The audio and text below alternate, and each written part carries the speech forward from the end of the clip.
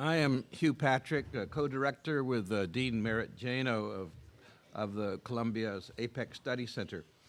The APEC Study Center main role is to support programs and activities about Asia, including particularly Southeast Asia as well as China and Korea. And we often organize our activities together with the Weatherhead East Asian Institute or other organizations at Columbia. I think all of you realize that Columbia should be doing a lot more on Southeast Asia than it does. And I am really delighted that we have this exceptional opportunity to learn more about Indonesia in its domestic, regional, global context. In this regard, in addition to the APEC Study Center and Weatherhead East Asian Institute, we are particularly grateful for the support for this event of the Indonesia Investment Promotion Center, SIPA, here at Columbia School of International Public Affairs, our Southeast Asian Student Initiative, and New York Southeast Asia Network. All together have participated in making this program possible. I have two functions today. The first is to welcome you. So welcome. The second is to introduce briefly the moderator and discussant, Professor Takatoshi Ito, who joined the SIPA faculty in January from the University of Tokyo. I, quite often, given my own parochialism, think of Professor Ito in terms of Japan and the United States, and particularly the Japanese economy, because he is such a distinguished scholar as an economist and as well as involved in public policy making and close to the Japanese government administration.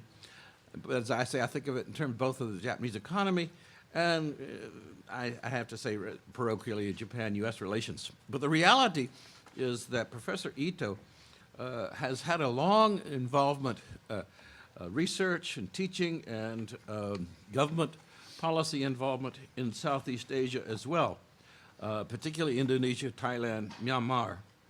He regularly travels to all of the ASEAN countries on a range of either Japanese government or academic missions. And in fact, once a semester here ends in a couple of weeks, as you know, one of his courses is titled Asian Financial Markets. So once the course is over and he's gotten his grades in, I hope, he will spend a month in Asia, which will include not only Tokyo, but Jakarta, Bangkok, and Manila, as well as Seoul. So I think he's a very appropriate person to be the moderator and also the discussant. And it's his job to introduce our two speakers. Taka?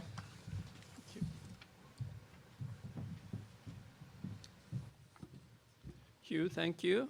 And ladies and gentlemen, my name is Taka Ito, and I'm not Indonesian, but I want to be considered as an honorary Indonesian. As Hugh introduced me, I'm a frequent visitor to Indonesia.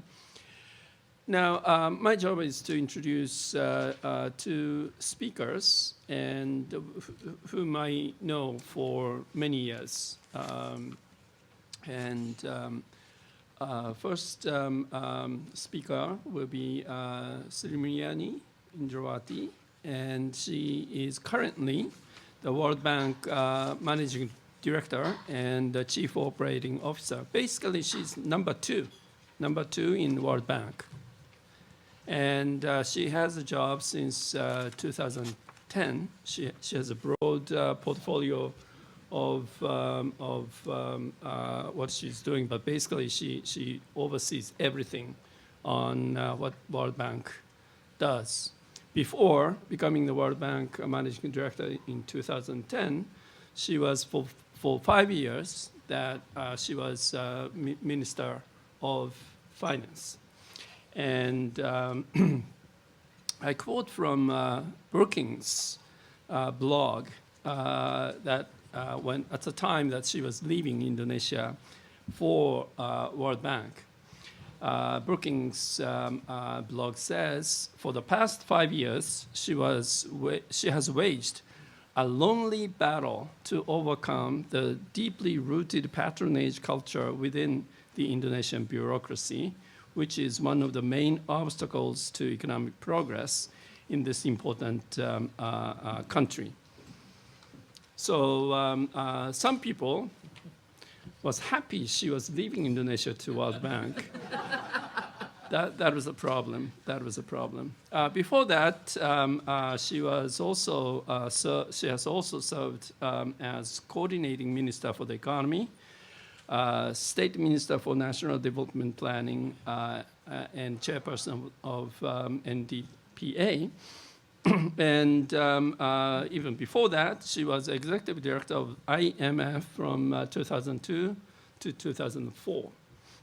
And I remember, I think I can talk about this, but I remember that this is 2002, 2004. It's still, Asia was the case that Asia was recovering from the financial crisis of 1997, 98. And Indonesia was the most severely hit by the currency crisis, and some of us Asians blamed IMF for mishandling Indonesia, for giving wrong advice. Basically, too tight policies. Then crisis went to Brazil, Argentina, those Latin American countries in late 1999, 2001, 2, 3. And I remember that I heard it from someone inside IMF that Executive Director Mulyani opposed some of the bailout plan for one of the Latin American countries, saying that this is too soft. We suffered and we recovered, and it's not good to have the soft program for that Latin American country, and held up the voting for several days. I understand. It was. She's well skilled. I'd say politicians and international negotiator, and but. Originally she's a scholar. She started out as a professor in University of Indonesia, where I actually met for the first time, even before the Asian currency crisis. So we'll hear from Dr. Mulyani.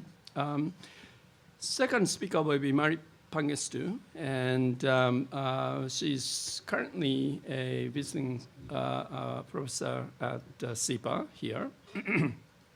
But before that, she was the Minister of Tourism and Creative Economy from 2011 to 14. Before that was Minister of Trade from 2004 to 2011.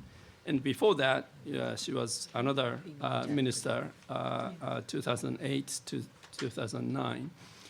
And originally, she was also a professor in the University of Indonesia, and also director of CSIS Jakarta. It's not CSIS Washington, D.C. But so she was leading those research programs. She was a good manager to bring up the young scholars and educate them and send them to US and so on. And I distinctly remember that Ioana's conference in Osaka, 1998, and she was a discussant in this NBRE's conference, and that was 1998, a year after, June 98. So after Asian currency crisis. And we were discussing what is IMF program. It was confidential side letter of the Indonesia, which was a big issue. And we were talking about that in the bus. And she was also critical of the IMF. Both speakers have the deep academic roots, and now getting into the politics and the international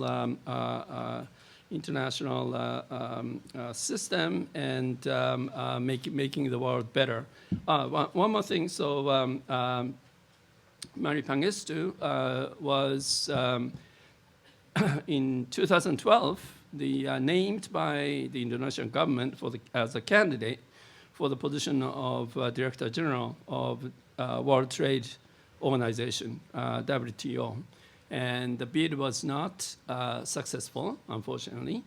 And look what happened to WTO, that it's not moving, but all the regional arrangements like TPP and other things are happening. But that's another episode in her life. And I will end here, but I'm extremely happy that we could have this meeting with two distinguished former scholar, now the practitioner in politics and world, in the Indonesia and world stage. Thank you. So first speaker is Mulyani, Indrawati.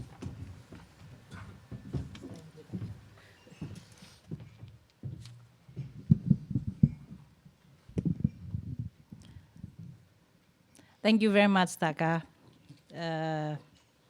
especially for a very nice introduction. I was not actually really remember what I did in the IMF until he just reminded me that I was there as an executive director. And I would like to thank SIPA as well as the East Asian Institute and the APEC Study Center. And I was told by Ibu Mari that BKPM, that is the Indonesian Investment Promotion Center, is also jointly hosting this event. So thank you very much for inviting me here. On the communication with both Ibu Mari and Taka, they both asked me to speak about Indonesia as well as the global environment. Of course, inviting me, I should not only speak about Indonesia now, especially in my position. That is always the advice of the World Bank, because I'm no longer only belong to the Indonesian, I belong to the World Bank. So let me start maybe with a few words on the world that we are all living in since the financial crisis of 2008. When I look back to where the world was 5 years ago, I see a very different pictures. The emerging markets were confident. If you look back in 2009, they came out of the global financial crisis strong and producing 2/3 of global growth. While high-income economy like the United States, Europe, they are all at that time was struggle to recover from the global financial crisis. But if you look at today's picture, the situation has changed. China's growth is slowing. Even if you talk Brazil, Russia are in recession. And Indonesia, my own country, and the country that we want to discuss today, is not living up to its potential. The tone from many policymakers has definitely changed. The confidence is gone, and you hear a lot more humility coming from capitals of emerging markets. The challenges in the global economy are multidimensional and well-known. We face lower demand from China that hurting many emerging and developing countries in the world. In fact, actually 2 weeks ago, I was in Senegal to discuss about the international development aids midterm review. And I can really see and feel that Africa is really affected by the slowing down of the China economy.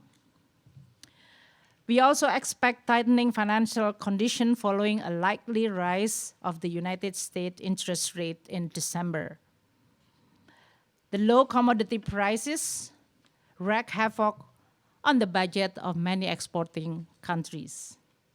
And a weak global trade is failing to kickstart the engine of global growth. So putting all this together, we think that 2016 will continue to be a challenging with significant headwinds on a broad-based weaknesses. We will see the global growth continue to disappoint, likely to be only growing around 2.5% in 2015 and about 3% in 2016. And the recovery in high-income economy is still uncertain.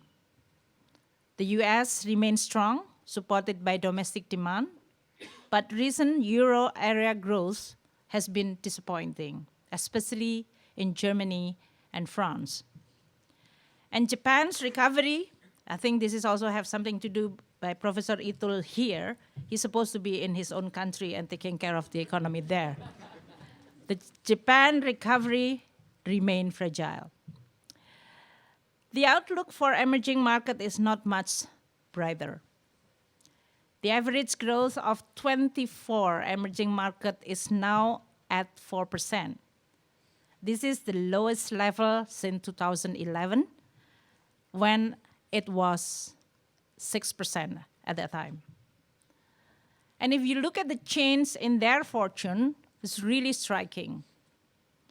In 2011, all emerging economy had grown for 3 consecutive years.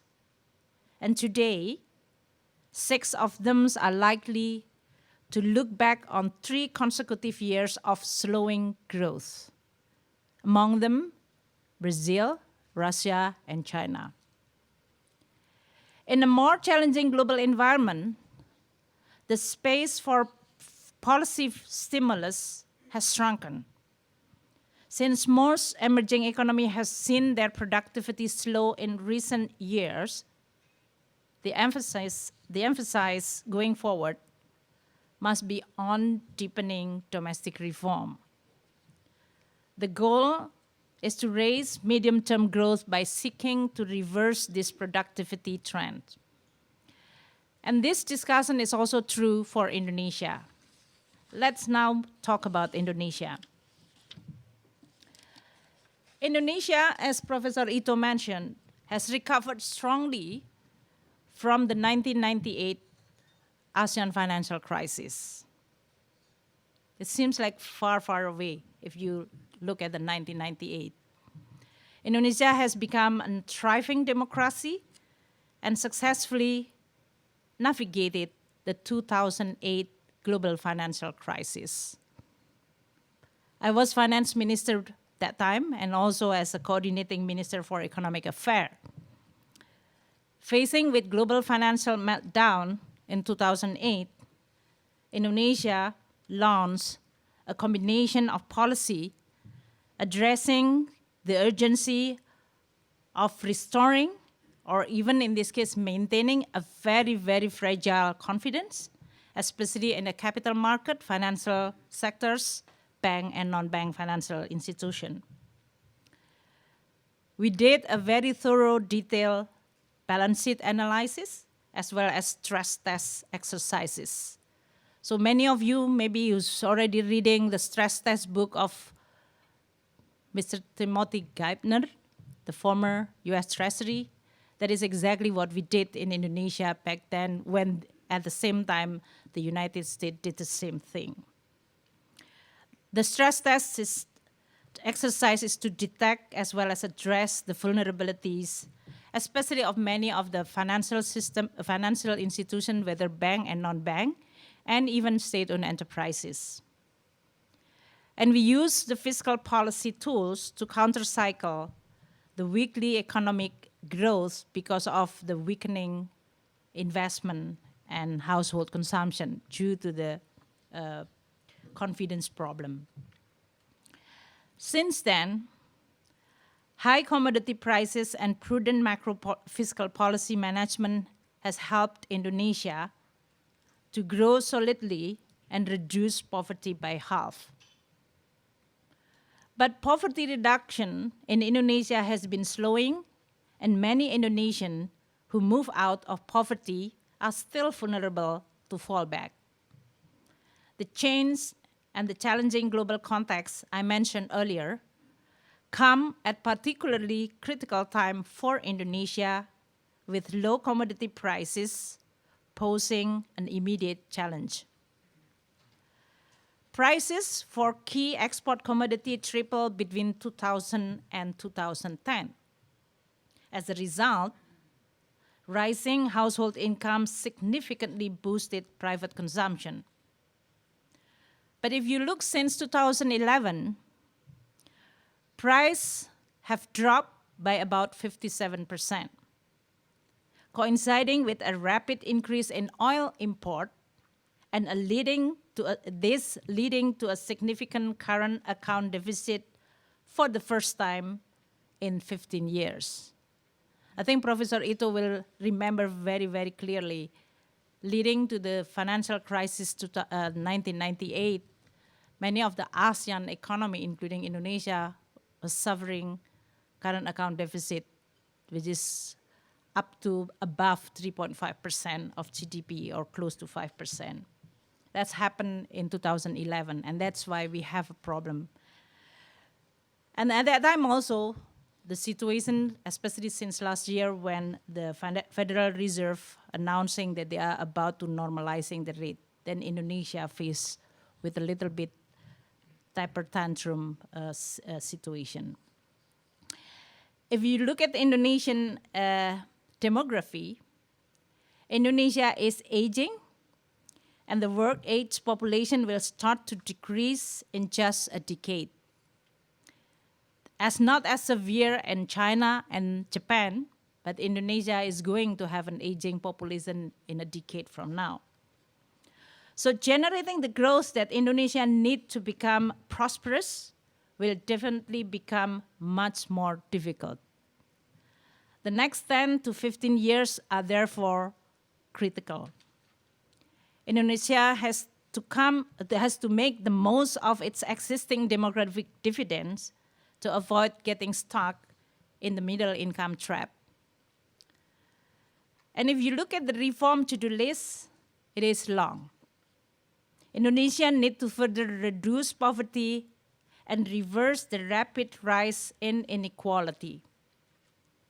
With commodity prices no longer supporting growth, Indonesia needs to enhance the quality and diversity of investment away from resource sectors.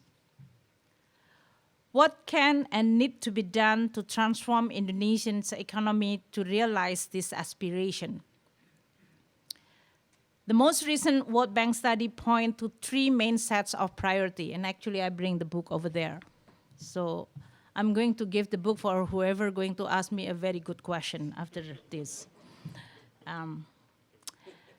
Indonesia needs to create growth and jobs. It needs to increase opportunity for all Indonesians, and Indonesia needs to do much more to improve governance.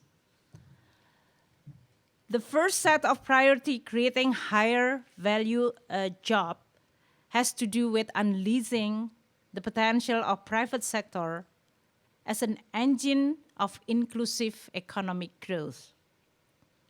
For this to happen, Indonesia needs to address three main constraints. Welcome, Professor Janow. Please sit down. So the three main constraints that need to be addressed. First, the large infrastructure gap has cost Indonesia more than 1% of GDP growth over the past decade. Indonesia road as well as port are congested, heavily congested.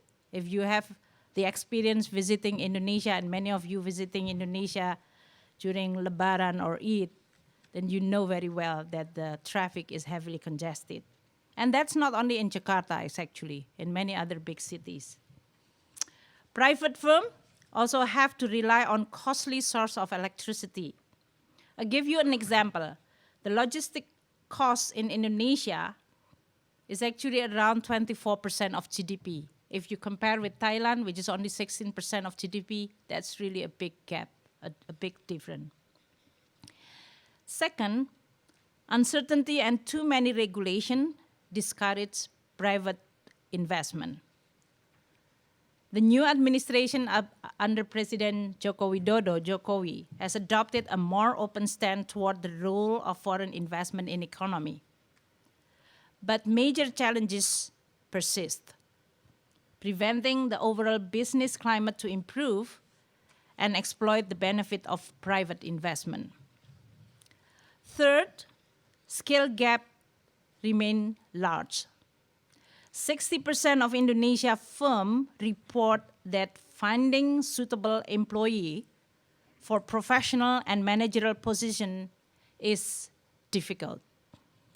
And if you talk about manufacturing sector, the number is even higher. So let me add here that how Indonesia chooses to integrate economically with the rest of the world will be particularly important in addressing this constraint. The recent announcement by President Jokowi of Indonesia joining the TPP is an important first step.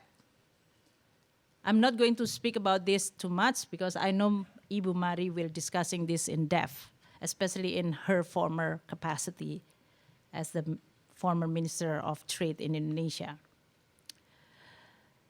The second set of priorities centers around creating opportunity for all Indonesians. Indonesia today is the most unequal country in all of East Asia.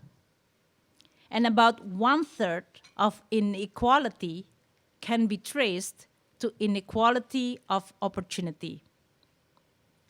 Let's compare. A child born in Jakarta to a non-poor parent who have at least high school education with a child born in rural area or in a remote island far away from the center of growth, for example, Nusa Tenggara Barat or Papua or Maluku, to a poor family with little education. The child born in Jakarta has only 6% chance of lacking proper sanitation, compared with 98% for the rural child. These differences extend across all other indicators of opportunity, such as housing, quality of health services, and education. And you're talking about the united of Indonesia, meaning this inequality is become not only a social issue or economic issue, can become a political issue. One of the reasons for poor service delivery is weak tax collection and suboptimal public expenditure. In fact, Indonesia revenue to GDP and tax to GDP ratio are very low by international standard. The country is collecting less than 50% of its total potential tax revenue, and its public spending is much lower compared to its middle income peers in Asia. I'm sure many of you is going to ask me, well, Ibu Sri Mulyani, you were Minister of Finance before. So for those of you who's going to ask that question, I will give you that book. I will explain you, that's Professor Ito mentioned about the lonely, what was that you are using? The lonely battle. I don't think today is a lonely battle. It's not alone, definitely. A lot of actually supporter. But it is a battle. So for Indonesia, need to collect more and spend better, particularly at the local level. This is especially true because Indonesia, especially since 1998, with many of the political reform, many of the power has been delegated to the local level, lower level, that is provincial and even at the kabupaten district level. The quality of services is persistently low and unevenly distributed across region in Indonesia. And this reflects in part poor spending choices. So not only about the amount of resources, but also the choice to spend it, which is poor. I'll give you the example for the figure in 2012. District government, or in Indonesia you call it kabupaten, spend 52% of their budget on personnel and only 3% on capital spending. And that's not even whether they are really delivered the result, the 3%, because of many issues. The third set of priority has to do with strengthening governance. This is particularly, but not only relevant, in the management of Indonesian abundant natural resources, which are being depleted at unsustainable rates. Millions of Indonesians in coastal and forest community whose livelihood depends on those resources and who are much more poorer than the average Indonesia are not fully benefiting from these resources. Poor governance in land use licensing and lack of law enforcement are main causes for this inequitable overexploitation of natural resources. Coastal deforestation, water pollution, and overfishing will worsen the impact of climate change, which will threaten food and water security, as well as fisheries and agriculture. Adapting to those threats, together with measures to mitigate the countries contributing to greenhouse gases, especially through the burning of peat forests, will be major challenges in the country's development choice. So realizing the priority I have described will be challenging in the current environment. But the good news is that Indonesia has also many momentum factors that work in its favor. First are demographic factors. As I mentioned earlier, until the demographic window of opportunity began to close a decade from now, Indonesia will continue, at least for 1 decade, enjoy the dividends of growing working age population. I think many of you knows very well the struggle of China slowing down now. One of the most important is actually the shrinking labor force. That's why they changed one-child policy very recently. So Indonesia always, when you talk among Indonesia about this demographic dividend, they always taken this for granted because they don't feel that this is really a benefit that they should really be thankful and can be and should be used productively until you are in an aging situation, just like in China, and in this case, Professor Ito will talk a lot in Japan. So today, 50% of the Indonesian population are under 30s. And this increasingly educated and IT-savvy youth, I think many of you sitting here, the Indonesian student, you are all classified at that group. You are an asset that can be used to boost overall productivity and economic growth. So really study hard, get the most important, and then go back to Indonesia to contribute the productivity growth in Indonesia. Of course, you will say that, well, it really depends on the environment over there, Ibu. If you have an opportunity, I will come back. If it is not, then I will continue to find other better opportunity. But you are among the most valuable asset of the country. With the right policy, especially in utilizing this valuable labor force, Indonesia can benefit from this demographic dividend. Second, we just also give a positive momentum. The development in China. As you all know, China rapidly rising wages present Indonesia with an opening to regain comparative advantage in labor-intensive export sectors. China has seen unit labor costs grow by almost 70% since 2005. Combined with slower overall economic growth as China rebalances their economic model, this situation could prompt investors to look to countries like Indonesia. And the third is urbanization. Rapid urbanization is a third potential advantage for Indonesia. By 2025, 68% of the population is projected to live in urban area, compared with 52% in 2012. In many countries, urbanization is always identical with the higher economic growth. In fact, the World Bank just actually launched the study on China urbanization last year, which is actually showing how the urbanization contribute to the 3 decades of a very high growth in China. Indonesia is actually have this potential. As income rise and existing large metropolitan areas such as Jakarta or Surabaya become saturated, the demand for consumer durable goods, including housing, shopping space, as well as all the office space, is going to increase significantly in a smaller city.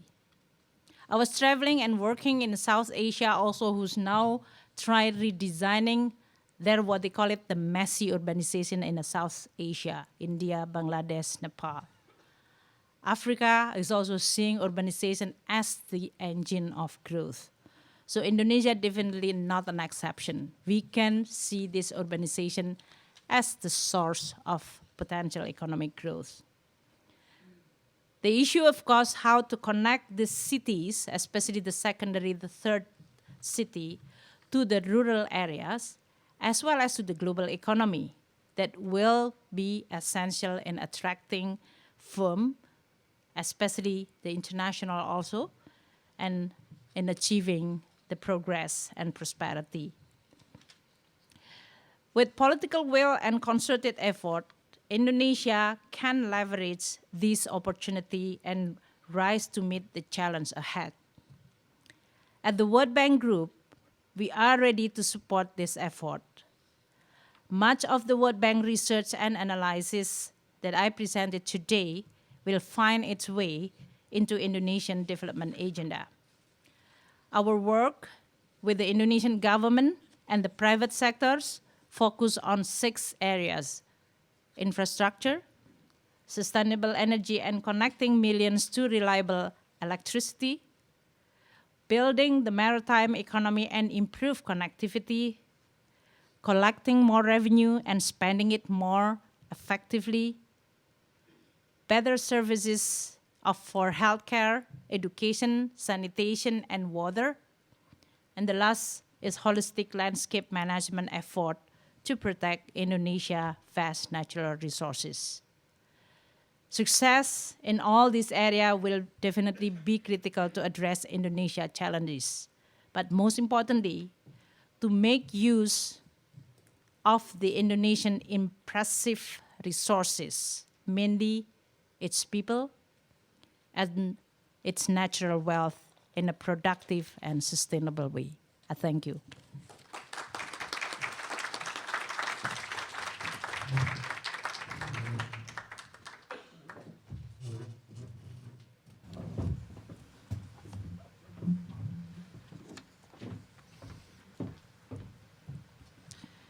Thank you, Ito, for your kind introduction earlier. I'd like to thank SIPA, the East Asian Institute, APEC Study Center, and Indonesian Investment Promotion Center for supporting this event.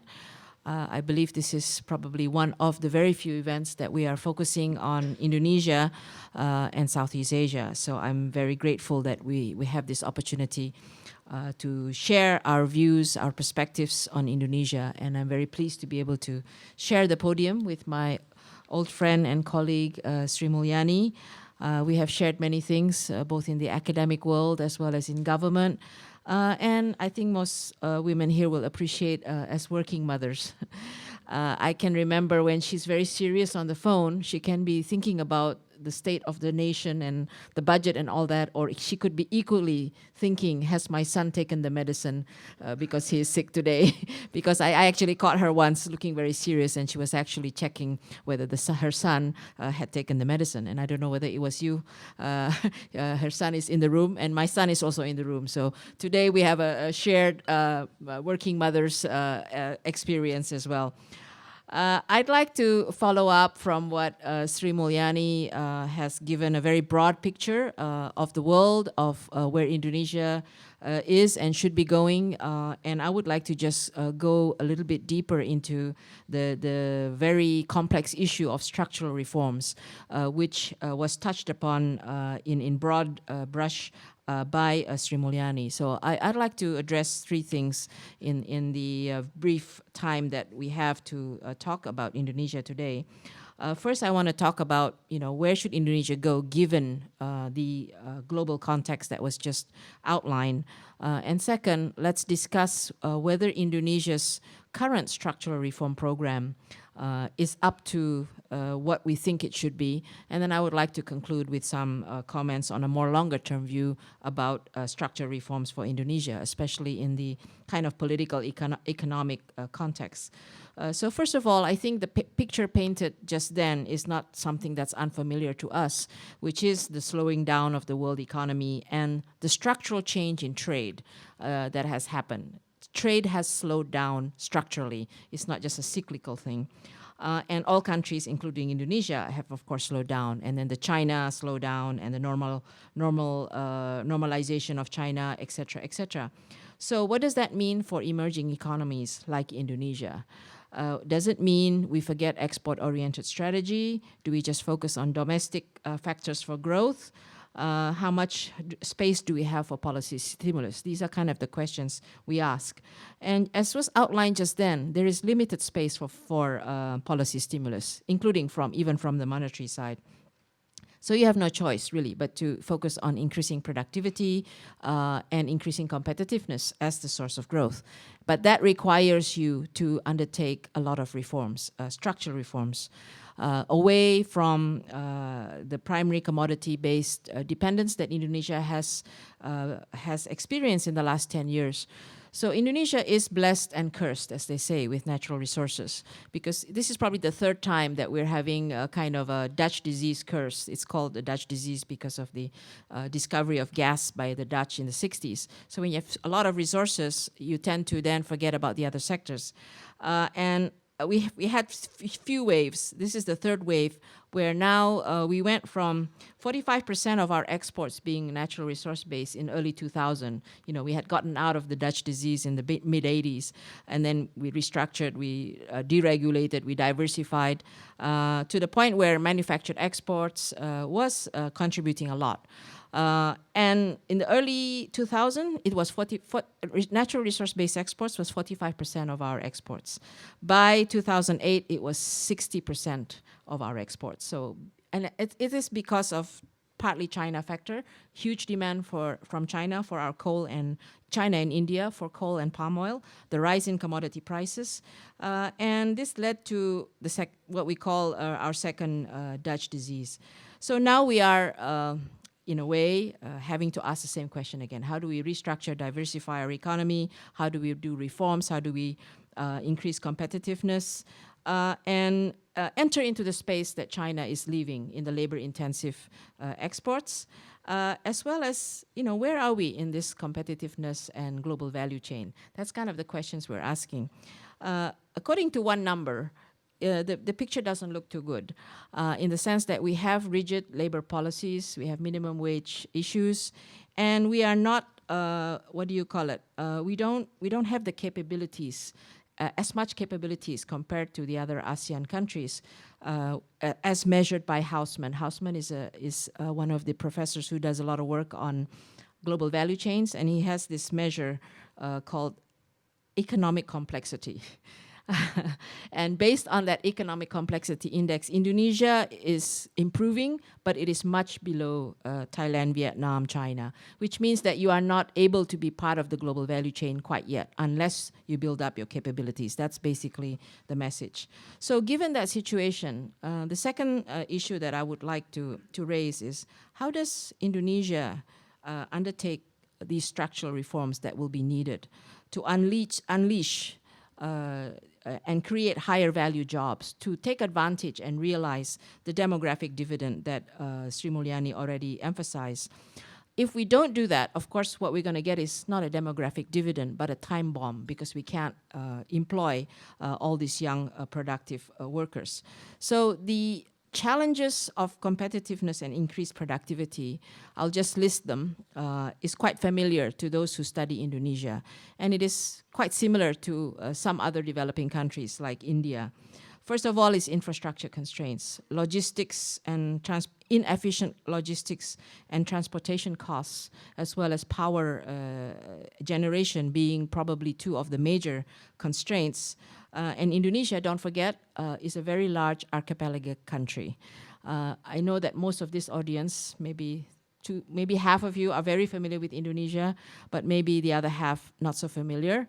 I always take this opportunity to remind everybody that Indonesia is a large country. We are the fourth largest country in the world by population. We have a country with the largest Muslim population. We are the third largest democracy. And we are a very large archipelago stretching 5,000 kilometers. So it takes you longer to go from one end of Indonesia to the other compared to London and New York. So you can imagine how big Indonesia is. And Indonesia is not part of Bali. I get that a lot, this is real. So, we are a large country, so we should matter. And what we do should matter not just to Indonesia, but to the region and also globally. So how do we address the reforms? The constraints are the infrastructure constraints and domestic logistics, inefficient logistics and transportation is equally an efficiency, competitiveness, export issue as it is a domestic integration and making sure we have more equality within Indonesia issue because of the high transportation costs domestically. We have uncertainties with the labor law and minimum wage increases, which tend to be very politicized. This is an up and down issue that keeps on recurring. We have been, for the last probably 2 or 3 years, based on various measures, become more protectionist, more looking inward. And so where should Indonesia be going in terms of its structural reforms? And what has happened in the last 2 months? So up to September of this year, in Indonesia, perhaps this is not Indonesia, we tend to attribute this to Professor Muhammad Sadli, one of our early economic technocrats. He came up with this very good way of describing when do you do reforms kind of timing. He had this famous saying, bad times lead to good policies. So when when you have a downturn, when you have a crisis, that's when you have good policies. And then, of course, good times lead to bad policies. Kind of the opposite. And that if you look at Indonesian kind of up and down, it is a little bit like that. So probably up to the September deregulation packages, a lot of people were saying, oh, this is bad times leading to bad policies kind of situation in Indonesia because, new government transition still finding their way. But I would say that since September, the signal seems to be bad times hopefully leads to good policies because the government has announced that they are going to do, even if they need to have 100 deregulation packages, this is Jokowi's statement that I heard when he spoke in Washington, D.C., that we will do it. We will do what it takes to do the reforms. The overall framework that was announced in early September had 3 major components, and it had 134 deregulation packages inside that, deregulations, I should say, in various forms of government decrees. So they list 134, which is I think quite novel. You're pre-announcing your deregulation. But of course now we are on packet number, we've done 5. We're about to announce number 6 in early December. What are the 3 components? And I'll say something about each component before closing with, okay, what should be the longer-term view on structural reforms? The 3 components that was announced by the government is conducive macroeconomic policy, national growth strategy, and protecting the vulnerable groups. So if you look at conducive macroeconomic policy, it is about stable fiscal and monetary policy. And I think I'm not seeing too much of what Sri Mulyani, I think, emphasized in her presentation just then. What Indonesia needs to do is collect more and spend better. I like the way that's summarized. And collect more and spend better. And we are having a challenge with the revenue target. Today, I read in the papers that we are deliberating the tax amnesty bill in Parliament, which is supposed to be finished in November, and that's intended to have capital inflow back. And there have been talk about reducing the corporate tax rate. Let's see whether that happens. But I think one big one that has not received much discussion is really removing the fuel subsidy. After the November announcement of removing the fuel subsidy at the time, the price should have been connected to the world price, but that has not happened. And I think that's probably what I would say is probably one reform that needs to be done. Second, on national growth strategy, it is all about the deregulation. They have a lot of words in there. Deregulation, reducing red tape, accelerate strategic projects, and new initiatives. So deregulation and debureaucratization or reducing red tape. In a way, you're just, I think, removing or rolling back what was introduced in the last 3 years, which is good, of course. One-stop service, removing all the export-import restrictions. Out of the 134 deregulations, 32 come from Trade Ministry, my old ministry. So 25% of that is coming from the Trade Ministry. And it's about greater transparency online and so on. That's all good. Accelerate strategic projects means infrastructure. And here, the major problem, apart from making sure your license for power generation is going to be done in, 25 days or whatever it is that they've set as a target, what is more fundamentally important is getting the public-private partnership framework working. And I think Sri Mulyani knows this very, very well. She has tried in various regulations and so on. It is really, at the end of the day, the readiness of the infrastructure project, the land issue, which I think is still needs a lot of homework. In new initiatives, I wanted to say something about new initiatives because some of them look interesting. I'll just mention they have talked about logistics centers, tax incentives, and so on. There are 2 that I want to mention because I'm not quite clear what they really are going to do. One is financial inclusion. And when they talk about financial inclusion, in a way, we are going back in time because it is talking about subsidized interest rate. It's going to be subsidized for microfinance. We did this in the 90s, I think, early 90s with, I think, not so much success. And actually Indonesia, with its Bank Rakyat Indonesia and microfinancing that is based on market and focus more on access, has been actually quite successful. The other one is called Inland FTA. Okay, don't ask me why it's called Inland FTA. And then when I tried to find out what it meant, it is about reducing the negative impact from FTA domestically. But it's not clear what steps they are going to do. I mean, okay, in terms of intention, I think that's great. But hopefully the implementation will be good. Finally, protecting the vulnerable groups. This is about stabilizing food prices, subsidized rice program, and the big one is the village funds disbursement program. Under the new village law, which was actually passed under the time when we were still in government, each village will get 1.4 billion rupiah per village. And there are, I think we started out with 70,000 something villages, but I was told we now have about 80,000 villages. More villages are raising their hand. I'm a village, 1.4 billion. So how are you going to manage it? I think all these programs sound good, but at the end of the day, the main issue is targeting and effective monitoring of the delivery and effectiveness of delivery. And this is really, I think, the big major homework for Indonesia. So my final point is these are deregulation packages are all in the right direction. They need to be done. But are they major reforms? Are they really getting into to the bottom of the issue? In some cases, as I've given as examples, maybe, maybe not. And most of the business people are commenting, okay, this is good, but this is still too minor, not major enough. And we are still waiting to see whether it is really implemented fully as intended.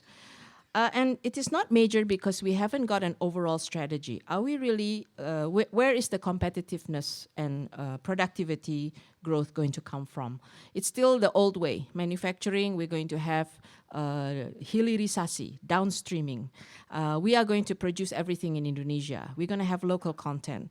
And we don't want to export any primary commodities. We want to have all increased value added. And we don't want to import any rice, and we don't really know what we want to do with services. There's no overall strategy as to what matters and what matters should be finding productivity growth across all sectors and identifying new sectors for competitiveness and productivity. And I would say services sector is the missing picture in this. A modern services sector that will make your manufacturing more competitive, that if you open up education and health, you will have a boost for human capital. And its overall job creation and higher value job creation. On labor and human capital, it's fairly unclear. There is a reform on the minimum wage that has been announced. It has been long time in coming. It is now, minimum wage is not supposed to be increased arbitrarily based on political cycles of local governments, because local governments are the ones that determine minimum wages. It is supposed to be determined inflation plus X, where X is some kind of formula that tries to capture productivity. But let's see whether it really gets implemented, because I questioned this policy. I said, so what happens if a local government doesn't comply? What's the sanction to the local government? And I didn't really get a clear answer. Maybe budgetary, but let's see what happens. And industrial policy, let's do industrial policy in the right way, not pick sectors or pick industries. Let's focus on human capital as well as innovation, creativity, and so on. And let's not focus on saying we want to produce everything in Indonesia, we want to have local content. Let's focus on the tasks of particular parts of the production value chain that we want to focus on, whether it's design, whether it's particular parts of the production process, and so on. So let me just close with a final 2-3 sentences, because I know I'm out of time, that I think it's fine and well for us as good economists with all the empirical data and experience to tell you this story. But we know that we who have been in government as well, it's at the moment very difficult to talk about opening up, deregulation and reforms. That's just the political economy of it. So how do you tell the story that opening up is not for the sake of opening up, but it is a means to development. It is a means to create jobs. It is a means to build domestic capability and capacity. You've got all the, saying general equilibrium model gives you welfare gain is not going to resonate. You've got to say, okay, me, man on the street, what's the benefit for me? And this is really actually, when I became trade minister, I knew that was my challenge, but I guess I didn't succeed very well in this public communication. So half of you here are students of public policy. That's your challenge. How do you communicate the right story so that you will get the domestic reforms? So I came up with something like, okay, we are not here we want to continue labor-intensive exports and production, at the same time build capability and creativity and innovation. How do I express that in a common man's language? So what I would say, I'm just giving you an example. We don't want to just sew garments, which we have been doing, tukang jahit. Yeah, we don't want to be just tukang jahit. We will still do that, the labor-intensive OEM kind of activity, but we also want to design. We want to be designing fashion, not just sewing fashion. We want to export fashion and Indonesian brand, not just garments for Calvin Klein. We don't want to just do OEM for Garfield, making Garfield. 50% of Garfield is made in Batam. We want to create Mas Garfield. Mas is an Indonesian word. We want to create character, Indonesian IP, etc., etc. Japanese cars. We actually, I'm on the board of Astra International, which is a Toyota manufacturing Toyota. I think last year we actually exported Indonesian design cars back to Japan. Okay, and I think that's the kind of thing we should be striving for. So despite the lonely paths that Sri Mulyani and I have walked and traveled in the past, I think we would still do it again, right, Sri Mulyani? We still believe in evidence-based policy making, but I think we need to know how to communicate better, how to make sure the politicians have a good storyline to tell. You know, if I did this, I can create X number of jobs. If I did this, your region, your area is going to benefit. This is the kind of language and empirical evidence that we have to be more clever at doing. Thank you very much.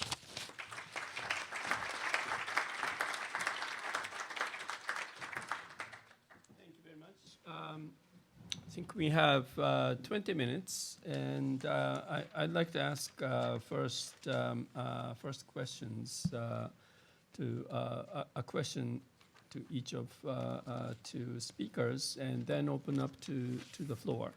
Okay, so both of you mentioned infrastructure, probably 5 times each in this speech, and we know that in the last, let's say, last 25 years, that Thailand, Malaysia, even Philippines are upgrading their infrastructure, and it's evident in when you arrive in the airports and try to go to the center of the city, and railways also. Why is it so difficult? Is it land acquisition, or is it corruption, or is it technology, or the problem of working with foreign direct investment? What is it so difficult, unique to Indonesia, not in Malaysia, Thailand, that hinders the infrastructure development? Either one of you. Okay. I think for sure all of that above. The land. The land is particularly very difficult, and it's being, I think, the effort to address this issue from the land acquisition, the price of the land, which is escalating during the previous government, and I think continue to today's, on how they are going to change the law that allowing the government, in order for them to be able to have the land acquisition for the public infrastructure, is being modified. But I think after the change of the policy and law, then you end up with a second, maybe more difficult to address, is when you mention about governance and institution. I think a lot of things has something to do when you have a good law, or at least an appropriate law. The implementation of the law is really depend on the ability of the government institution, whether this is related to central government, national government, or local government. And then you are dealing with, if there is a dispute, then the dispute resolution is going to be on a court system. Then you are going to deal with that. The third area is actually many of the infrastructure project is not purely public funded. So it's usually a public-private partnership. Indonesia is already, I think, have a huge effort to try to adopt a lot of public-private partnership template. Even in the G20, I think the work at the leaders level, they are discussing about what is actually this issue of public-private partnership. It seems like a solution of many of the infrastructure, but it's not really delivering the real solution. So a lot of effort at the international global level to try to compare what is actually the public-private which is really working. Is it really the contract? Is it really about the right, protecting the right, or this is really related to the risk, especially for the private sector to participate? Don't forget the infrastructure is always a very long-term contract, 30 years, 20 years. And that is something that really need to be addressed. And the fourth one is actually in terms of the Indonesia tried to avoid what we call it the elite capture. That is also happen everywhere in many developing countries. When you are dealing with the infrastructure, the thinking is that if I can control this infrastructure, that I can control everything. And that's why a lot of private sector, well-connected one, is always try to get those access.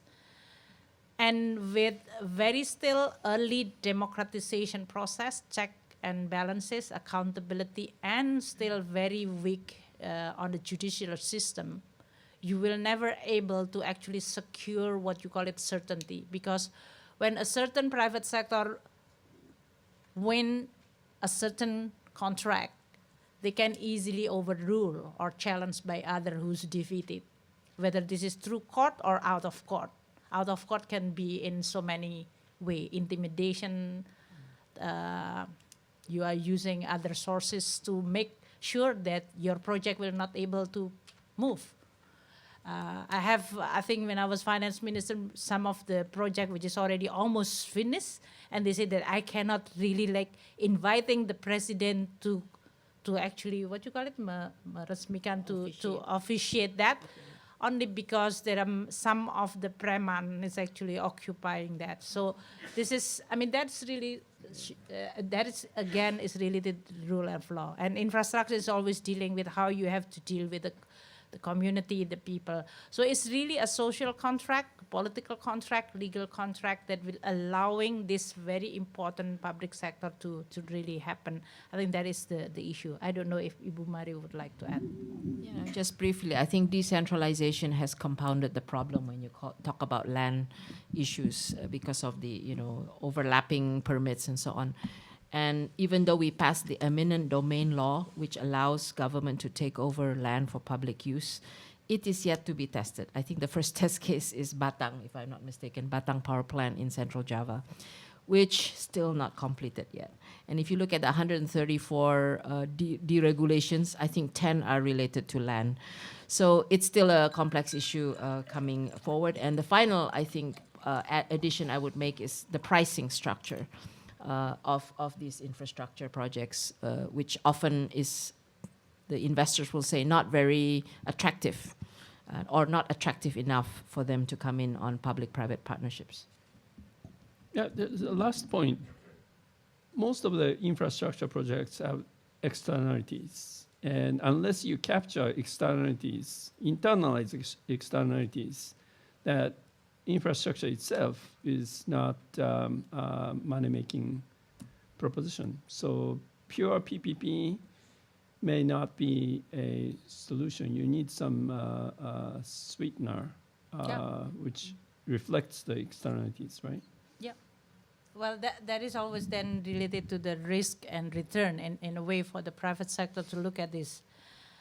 And it's really depend from infrastructure to infrastructure. If you talk about the energy, power sectors, and you talk about the power sector between the coal, the most polluted, up to the renewable, which is clean, they definitely require a very different, what you call it, the policy incentive in order for you to be able to have what you call it, the risk return to make sense for the private sector.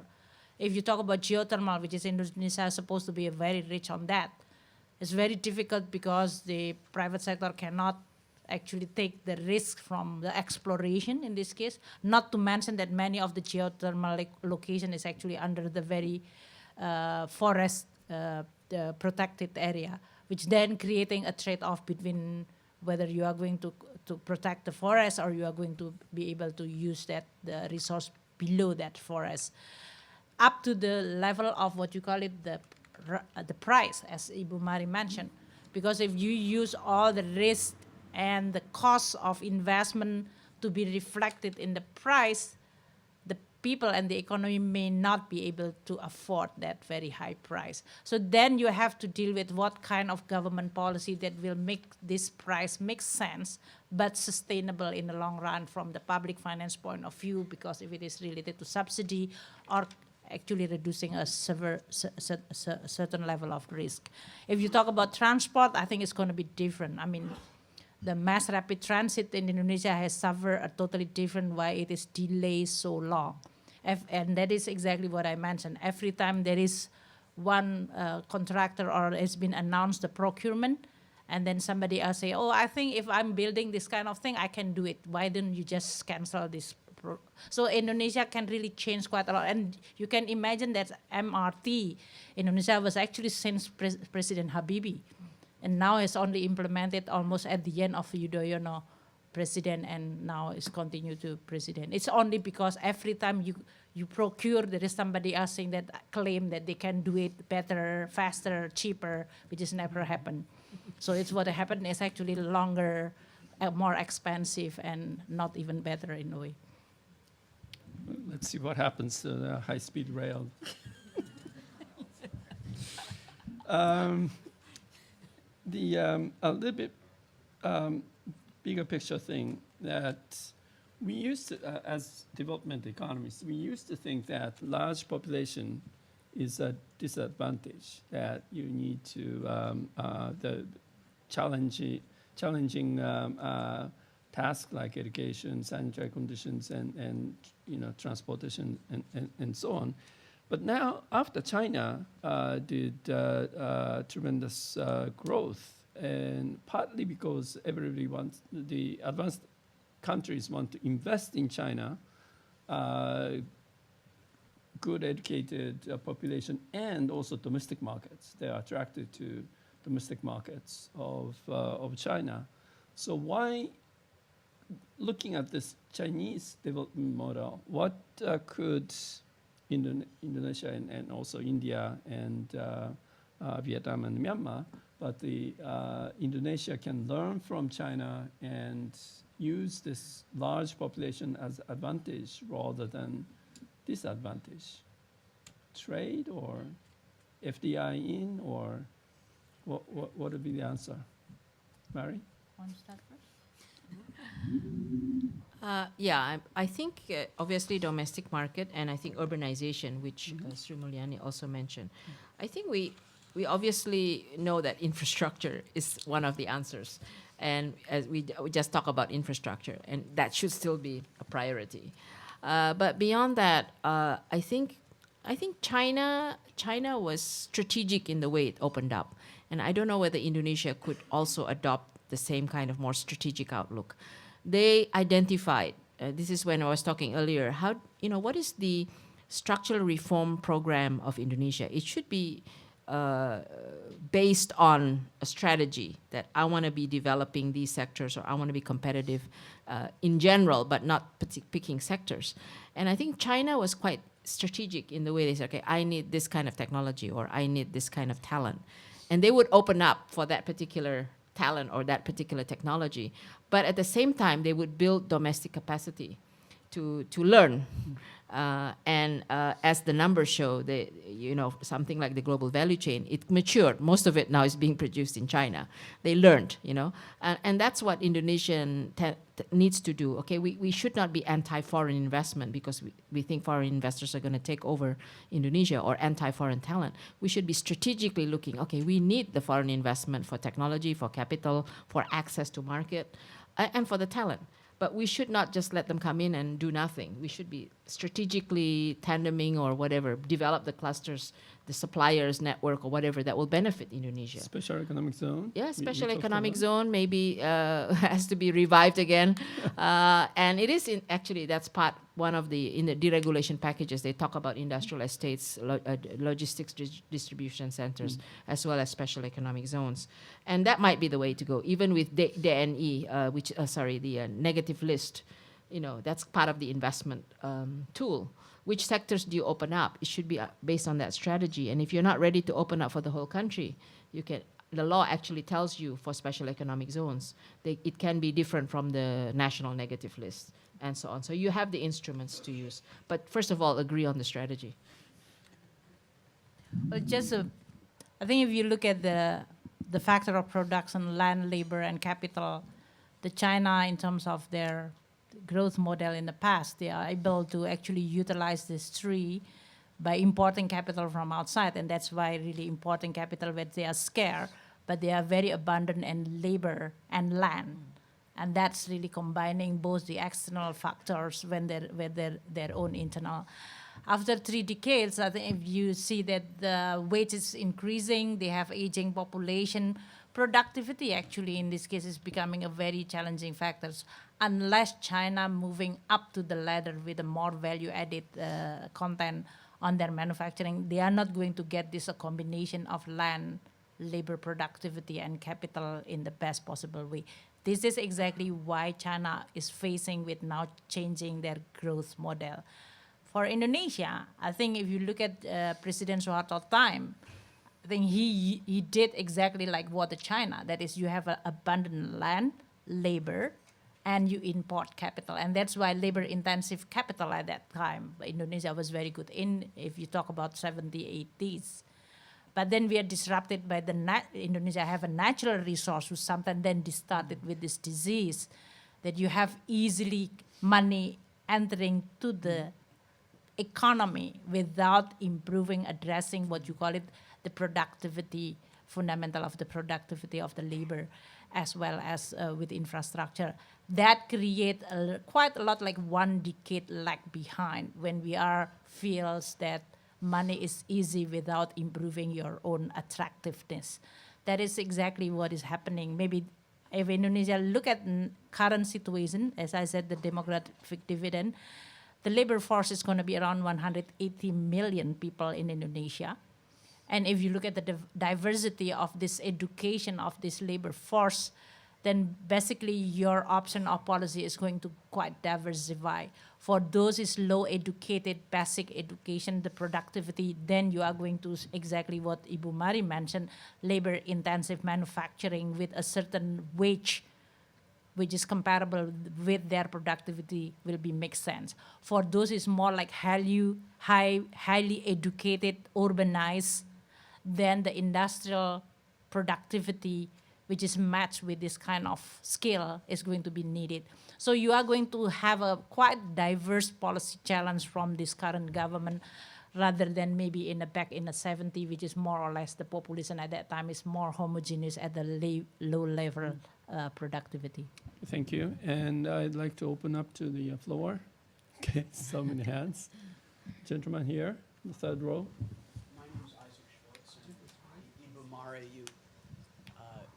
Ibu Mari, you mentioned the fuel subsidy and the rollback of, or the back and forth that they've had on it. And I guess I was wondering if we wanted to have a frame of mind to be skeptical of the reform commitment of the government, given where global energy prices are and how they're a new government.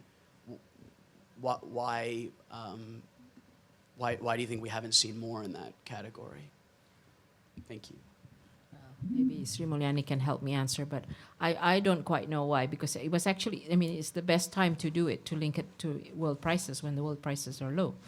I think there was kind of a fear that you would have fluctuating prices because every time but that's normal, right? Actually, I think we are maybe we are the only ASEAN country now which is not linking its fuel price to the world price. I'm not sure. I know certainly most of the major ones, like Thailand, Philippines, they link their prices already to world prices.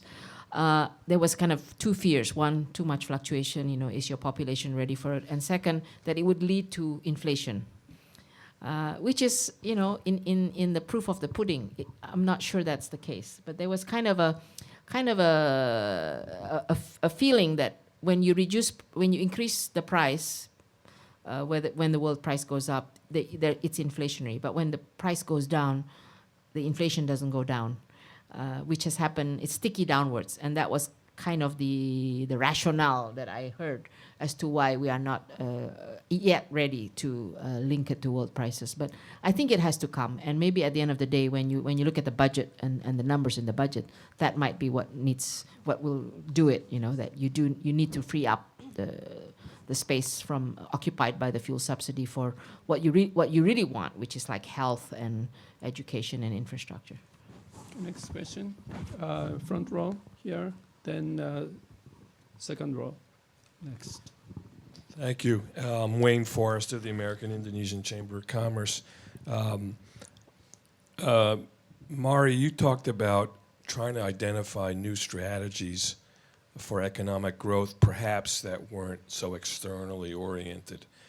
And I don't know if I have read this percentage, but I think that one of the highest percentages of students in tertiary education are in the collective health professions. So that would be nursing, doctors, obviously, laboratory technicians of all different kinds. And, you know, there's so many grades of technician, nursing. And you go to the subway here, and this is for secondary education, and you see how many certificates that you can get just right out of high school. And it always impresses me that Indonesia spends, you know, billions of dollars on healthcare in Singapore. Indonesians go over for healthcare. And I'm wondering if that thinking is correct, that that's one of the areas that could really be developed with a whole set of new income-producing job classifications. But it would require really opening up a lot more of a sector that probably has a lot of local players that are want to keep it the way it is. So just any comments, and perhaps maybe from the World Bank perspective, this healthcare professions worldwide as an engine of growth. Sorry. Yeah, briefly, I mean, when I was Minister of Tourism, actually, and I and the Minister of Health, we did create a task force on medical tourism and gray hair tourism. Given the demographics, you know, you want to, Japanese retirees or Chinese retirees could come to Indonesia. And that required you to have hospitals that will have international qualifications, so the insurance company will pay. And your doctors and your nurses also have to be, you know, certified. And we actually did this. And then the visa for the tourists to come and stay longer for medical treatment. We had all those things in place. And the health minister at the time, Ibu Nafsia, she was very open to it. And she said, I will allow, I think it's kind of a special economic zone idea again, you know, for hospitals that will cater for retirees from foreign countries or for tourists. We will allow Japanese-speaking doctors, we will allow Chinese-speaking doctors or foreign qualified doctors for those specialized tasks, which, you know, was very, very forward-looking. But you know, since then, I don't know whether it's implemented because it is real. And she was also very conscious that will also mean Indonesians hopefully will do their medical treatment in Indonesia rather than go abroad. We estimated actually in a study, Indonesians spend about $400 million a year having medical treatment abroad. So that's, you know, you can save that. Well, definitely for many countries, especially with the big population, if you talk about the domestic demand growth, addressing the issue of health and health policy is going to be very critical. But this is not only on the domestic demand growth. We just visited Turkey, and we are going to finish one of the very important health study about China, the health system. That's really become one of the most important in not only creating what you call it the domestic demand factors growth based on basic services like health and education, but also for Turkey in this case, exactly like what we are discussing today, that many Turkish rich people going to Europe to take the medical treatment, and they are talking about why we are not having our own. And when I went to Africa, the same thing, that there are now many of the more advanced Rwanda thinking that we are going to have a good hospital that is become the hub of the health services. So many see this services sector and the health as become like foreign exchange generator, which can create. But again, this is more at the tertiary. If you ask about the World Bank, we care quite a lot on the poverty and shared prosperity. So the question more the accessibility of health services of the poor people, which is affordable, but also sustainable from the public finance point of view, as well as, in this case, creating a sustainable business from both the primary up to the tertiary services for the health system. And that will require quite a lot of policy in opening up, but also at the same time changing the bias toward more tertiary. Currently, not only in Indonesia, in China, in Turkey, every time they have only a mild sickness, they go to the hospital. They're not going to the primary. So the primary health services in Indonesia, we call it puskesmas base, which is in the past is actually quite important, but it need to be really improved. And that is really what you call it, the need for the nurse and paramedic is going to be very critical. Okay, Christian. Selamat pagi, Ibu. My name is Natasha, first-year student MPA at SIPA Columbia. My first question goes to Ibu Ani.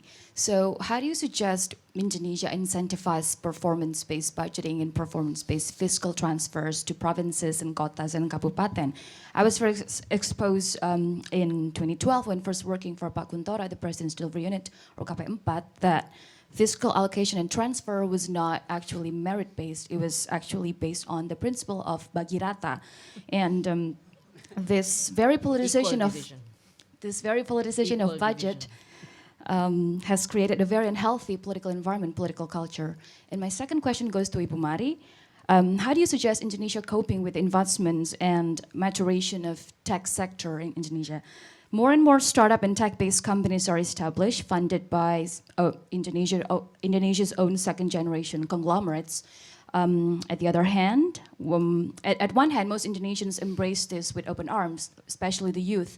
But at the other hand, like Governor Ahok in Jakarta is trying to ban Uber, and basically the government is not welcome to this technological advancement and everything. And I will keen to hear your views on this as well. Thank you. Okay.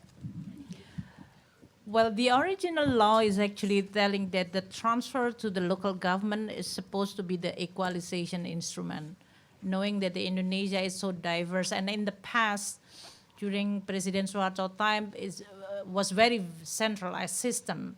And that's including in the fiscal side. That is all the revenue, even if your company is in Papua or in Aceh, the headquarters in Jakarta, then all the revenue will be actually captured by Jakarta or the central government.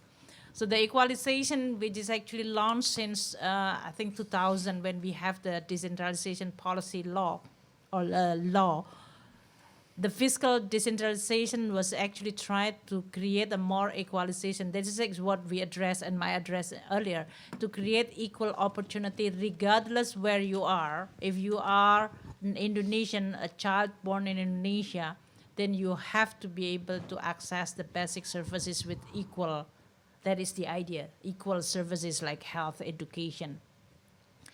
So the transfer was actually formulated in a way that it will capture the population. Of course, if it is population-based, will benefiting Java Island because they are very heavily populated.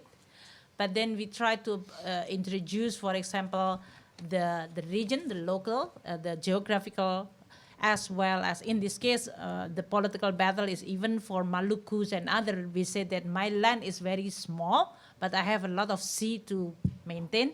That need to be captured, and so the formula has been changed. I think the formula based on equalization is one thing. We actually capturing in what you call it DAU, Dana Alokasi Umum, that is the public general public transfer. The second one is actually for those lag behind region. Even if you have the equalization, the region which is really, really poor, then they need to get an additional transfer because they cannot be catching up only based on this general transfer. So they have a specific grant that is Dana Alokasi Khusus. You are talking about the third issue, which is about the political process. Just like in here in United, you can ask Professor Janow, as well as you here. The political process, the appropriation of any budget is always a very political process. So you can imagine that many of the committee in the budget Indonesia, like here, the budget commission, they are going to see that how much money will be received by my region. And that's exactly the real political battle. I think performance-based budgeting, I was trying to introduce that by actually only saving a very little money. I actually met President Jokowi in G20 leaders in Antalya about a month ago. And we are discussing about how we are going to motivate local government to adopt a good environment policy for investors and saying that, okay, why don't we make a rank like doing business? Because Modi, Prime Minister Modi in India is actually trying to now competing all the region to have the doing business. Of course, everybody cannot outcompete Prime Minister Modi from Gujarat. Gujarat is always number one in doing business. But they are going to say that we are happy if we are number 2 after Gujarat. But they are all really aiming for this.